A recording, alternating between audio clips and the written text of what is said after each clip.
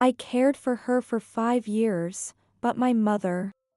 Tears brimmed in my husband's eyes, while muffled sobs echoed from the audience. How dare he play the part of a good son now, after doing nothing all this time? I'm the only one who knows the truth. My husband, you'll soon see. I began playing the audio evidence revealing his true nature. My name is Jen. I've been married to Gabe for 7 years. Currently, we live together with my bedridden mother-in-law. 5 years ago, she was forced into this state due to an illness. Since my father-in-law passed away before our marriage, there was no one else to care for her. Around the same time, Gabe's work wasn't going well, and we struggled financially. That's when he asked, "Can we live at my parents' house?" and his mother readily agreed. Feeling guilty for just staying there, I decided to take care of her while working part-time. Meanwhile, she seemed to feel guilty about being cared for. "Jen, that's enough. Please, don't worry about me." To her troubled smile, I always responded with encouragement. "What are you saying? We're really grateful for everything you've done for us. But you're already busy with work and household chores, and now taking care of me. I don't want to be a burden to you." "You are not a burden at all. I want to be with you, so I'm doing this willingly." "But your happiness is important too." "My happiness is being able to talk and spend time with you every day. So please don't worry about that." With tears in her eyes, she would whisper, "Thank you. I know my abilities are limited." Yet, she always expresses her gratitude like this. Since the beginning of our marriage, she has been so good to me, making caregiving not a burden at all. In fact, I feel it's my mission. However, there's one aspect of my current life that I'm dissatisfied with. That dissatisfaction is with my husband, Gabe. He's the stereotypical patriarchal type, believing that household tasks are a woman's responsibility. It wasn't so bad at the beginning of our marriage, but since we started living with his mother, it's gotten worse. Despite not contributing enough to our expenses, his attitude is as high as Everest. For example, if I don't greet him at the door when he comes home, he starts yelling, "Hey, Jen. The lord of the house is home. Why aren't you greeting me? Hurry up and get my things. Welcome home." To such a husband, I express my dissatisfaction. "Look, Gabe. I've told you before, I'm not your servant. You should do what you can by yourself." "Huh? What are you talking about? Who do you think allows us to live this life? It's true that's thanks to you, but I'm also doing what I can." "Do what? You just tidy up the house and then chat with mom. I'm working part-time too, you know? And yet, you speak to me like this. Shut up. Your earnings are nothing compared to mine. You can't live without me, yet you dare talk back. You're the one who doesn't contribute enough to our living expenses. The reason we can live here is all thanks to your mother." Initially, I would argue back, but then he started threatening divorce. "If you keep this up, I'll divorce you, you know?" "Huh? Hey, lower your voice. Your mother is in the next room." "Shut up. It's your fault for being so cheeky. You know you'll be the one in trouble if we divorce, right? So, please lower your voice, and don't mention divorce so casually." "Yeah, right? You'd have nowhere to go if I divorced you. Besides, no company would hire a dud like you for a full-time position." "That's a harsh way to put it. Just shut up and listen to what I say. You're such a fool. Slowpoke." Honestly, I was eager to divorce him. But when I thought of my mother-in-law, I couldn't bring myself to do it. "If you're ever in trouble, talk to me. You're my precious daughter, Jen." She always treated me with kindness, just like a real mother. That's why I wanted to care for her properly until the end. I wanted to repay her for all she's done for me. So, I endured the painful days with my husband in this house. I couldn't leave my mother-in-law's care to such a man. Then, one day, while I was preparing dinner, I heard his usual yelling from the entrance. Hey, Jen! I'm home! Hurry up and greet me! I'm cooking right now and can't leave it. What? Don't joke with me.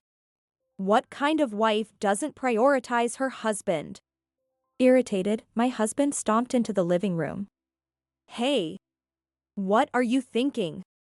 I always tell you to greet me, why don't you get it? Can't you see? I was just frying something. I don't care. You should have timed it to finish when I get back. You're so useless. I can't do that. You never tell me your exact time of return. So, stop talking back, okay? A wife who's useless and cheeky is nothing but trash. As my husband hurled heartless words, my mother-in-law, who had appeared, spoke in a stern voice. Gabe, that's no way to speak. What? Mom, you're still alive? Jen is working hard every day for me and for this house. That's what wives are supposed to do, right? She earns little, does mediocre housework, basically, she's societal trash. Stop it right now. My usually gentle mother-in-law raised her voice. You can say whatever about me, but stop speaking ill of Jen. Annoying. What? You're on Jen's side too? Ganging up on me? Usually silent, my mother-in-law continued to speak that day. Hey, Gabe, I have a request. What? Please put me in a facility. I don't want to be a burden to Jen anymore. What? A facility? Where's the money for that? There's still Dad's inheritance, and I have my pension. It doesn't have to be an expensive place. I was speechless at my mother-in-law's unexpected words. Was she thinking about that? Concerned about me? Tears welled up as I thought of her kindness. But it didn't get through to my husband. He looked utterly disgusted at her request. Stop joking. There's no way I'm putting you in a facility. It's a waste of money. Don't say that, please. If I'm gone, life here would be easier for you. If I put you in a facility, the neighbors and my work colleagues will gossip about how heartless I am. Don't worry about what others think. I don't want to be a burden to you too. Then shut up and do as you're told, old woman. I'm taking care of you, that should be enough. Gabe, you don't do anything for me. What? I'm letting you live in this house, and I even let Jen work her fingers to the bone. After all I've done, you're such an ungrateful old woman. Unable to contain myself, I raised my voice. What are you saying? Who's the ungrateful one? This house originally belongs to your mother. What? You're talking back again? Because it's true. Remember, 5 years ago, when you lost your job and we were in trouble, your mother gladly accepted us living together. How can you say such things now? So annoying, all of you. And I'm not caring for her reluctantly. I'm doing it willingly. Stop saying such selfish things. Despite my desperate plea, my husband just muttered, "What a hassle," and left the room. Amidst the awkward silence, my mother-in-law kept repeating, "I'm sorry," through her tears. It's not your fault, it's Gabe's fault. I felt increasingly frustrated by the reality I couldn't change. A few days later, while cleaning the house, a man claiming to be an acquaintance of my mother-in-law visited. She was surprised but smiled broadly. Oh my! Isn't that John? You came to visit? Of course, I couldn't refuse when my senior Ava asked me to come and see you. You really worked hard under me when we were young, didn't you? Yes, I'm grateful. So, what brings you here today? Well, actually, she began. Then turned to me and said, "Sorry, could you leave us for a bit?" Thinking they had a lot to catch up on, I cheerfully agreed and went out to buy some snacks. This man, John, seemed to be a junior colleague from her working days. It had been a long time since I'd seen her so happy. When I returned home, John was just leaving. Oh. I'll make some tea. No, it's fine. We're done talking. But. Thank you for always taking care of Ava. She's my benefactor, and I'm relieved she has a daughter like you. He bowed to me and left. John continued to visit regularly, and each time they seemed to enjoy their conversations. A few months later, my mother-in-law's condition worsened, and she had to be hospitalized urgently. When I called my husband, he responded incredulously. Mom's in danger? Ha! What do I care? You can take care of her.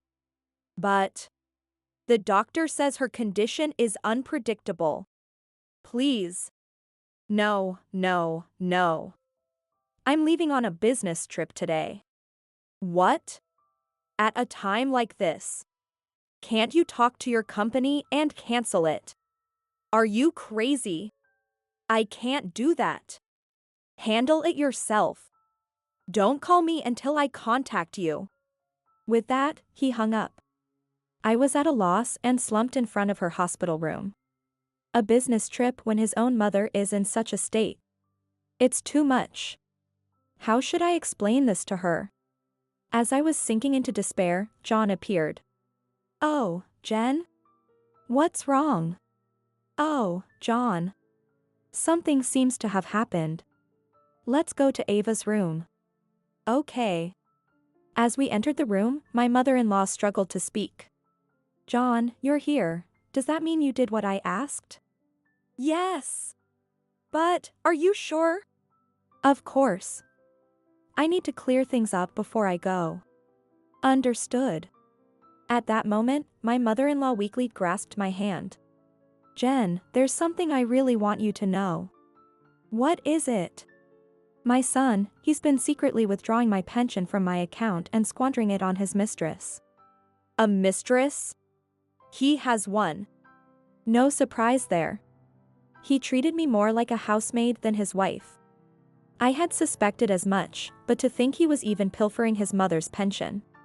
John has been investigating this matter for me. That explains why she had called John to the house that day. John, please record everything I'm about to say. This will be my last will. Got it, Ava. John took out a voice recorder and started recording. Once finished, he placed it in my hand. How you use this recording is up to you, Jen. Up to me. Yes, it was up to me to avenge my mother-in-law. I gripped her frail hand tightly in response. The next day, she passed away, entrusting me with her final revenge. On the day of the funeral, a considerable number of people gathered, reflecting her popularity. My husband, completely oblivious to the gravity of the situation, made an insensitive remark. Wow, can't believe so many people showed up. This is my chance to shine as the chief mourner. What are you talking about? You weren't even there for her in her final moments. Ignoring my criticism, he continued nonchalantly. With my moving eulogy, I'll make everyone here cry. The big bosses from my company are here too. They'll be so impressed by my filial piety, I might even get a promotion. How can you be so callous when your own mother just passed away? Think about it. Now that mom's gone, dad's inheritance is all mine. Seriously, I'm so lucky. Seething with anger, I watched him strut off to deliver his speech. He started with formalities, then shifted to talking about caring for his mother. Tears in his eyes, he said. I devoted myself to caring for her for 5 years, but sadly, she passed away. However, I have no regrets. I am proud to have been there for her until the end. His speech drew muffled sobs from the audience. Pleased with the reaction, he embellished his speech, acting as if he had always been a dutiful son. The unsuspecting attendees listened, moved to tears by his words. Thank you all for being here today. As he finished, I stood up amidst the murmuring crowd and faced him, pulling out the voice recorder. What are you doing, Jen? Ignoring his attempt to stop me, I raised my voice for all to hear. Ladies and gentlemen, please listen to this final message. I pressed the play button, and my mother-in-law's voice echoed from the recorder. It was her voice, recorded in the hospital. "Thank you all for attending today in my honor. There's something I need you all to hear, so I've left this message." The crowd, including my husband, was stunned by the unexpected turn of events. "I believe you've just heard my son's eulogy." He probably spoke as if he had always been a devoted son. It was a greeting characteristic of my mother-in-law, who knew her vain son all too well. As a parent, she had accurately anticipated the kind of actions her son would take. I increased the volume of the voice recorder to ensure everyone could hear it clearly. "But, my son never cared for me. He did nothing but yell at me and my daughter-in-law, Jen. I even have audio evidence of his verbal abuse." My husband, his face turning red, shouted, "What is this? Stop it." But I continued playing the recording. "Moreover, he was withdrawing my pension from my account to lavish on a woman other than Jen. I noticed something off and asked an old friend to investigate, which revealed this truth." The attendees' faces turned to expressions of anger, while my husband's grew pale. In her final words, my mother-in-law delivered the final blow from heaven. "I ask you all, please do not let my son inherit anything. You can donate it, destroy it, anything. I simply cannot forgive him. I need your help with this. Please." With those words, the recording ended. My husband, in a panic, was shouting incoherently, but no one came to his aid. Instead, everyone looked at him with cold eyes. Looking down at him, I said coldly, "Do you understand? This is the result of everything you've done. Neglecting your mother's care and cheating, this is what you get. You must have realized it by now." "Wait, Jen. I was wrong. Please." "Don't say such foolish things as 'help me,' right? Let me make it clear, I will never forgive you. You tormented your mother and made a mockery of others. No one will help you. May you suffer in your own hell." Amidst the cold stares, my husband collapsed to the ground, alone and desolate. Later, I divorced him. With my mother-in-law gone, there was no reason to stay with him. He lost his job, unsurprisingly, as his superiors attended the funeral. I claimed alimony from him and his mistress, who dumped him in a rage upon learning the truth. Months later, John helped him find a new job, but it was part of his mother's plan. He had to work at John's acquaintance's place, and his salary was garnished to pay my alimony. Thankfully, the payments are consistent. Meanwhile, I started living alone with the money left by my mother-in-law. John, concerned about me, introduced me to a full-time job. It turned out to be another part of her will. "I owe everything to you." In front of her grave, I clasped my hands, expressing my gratitude in my heart. "Thank you, truly." Thanks to her, I vowed to cherish and live this new life she had helped me obtain.